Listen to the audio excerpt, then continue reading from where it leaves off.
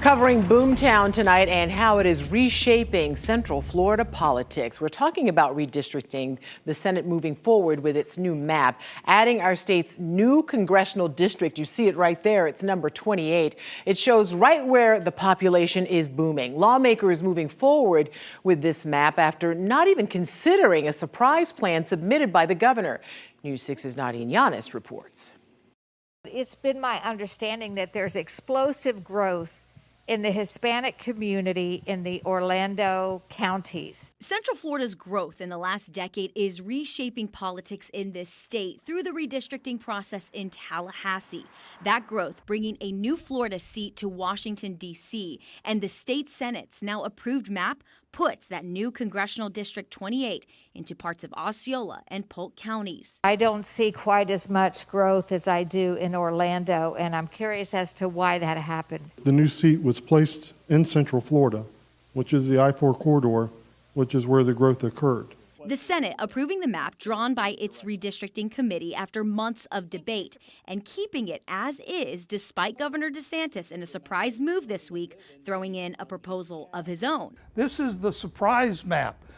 In the history of Florida, the governor has never submitted a map. We broke down this move with UCF professor and News 6 political analyst Jim Clark. Governor DeSantis is injecting his own map, which is more radical, if you will, in terms of Republican gains. The governor's map, Clark says, gives Republicans up to 4 new congressional seats in North Florida, South Florida, and right here in Central Florida.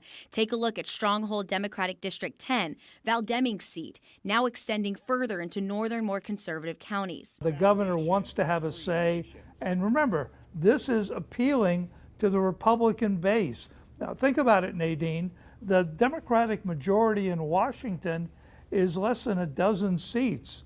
And so the Republicans want to pick up those seats to take control of the House, and Florida by itself could make that happen. However, what Florida doesn't want is another lawsuit over redistricting, which happened after the last census, as explained by Senator Ray Rodriguez, chair of the redistricting committee. It is clear from those lawsuits that our responsibility in creating these maps is to ensure there's no retrogression.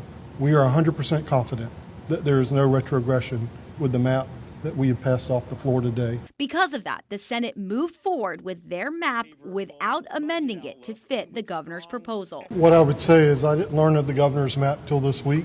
I've been focused on the map we passed out of committee and that we were bringing to the floor today. The House has 2 proposed maps of their own. Once approved, the Senate and the House will then come together for a final version.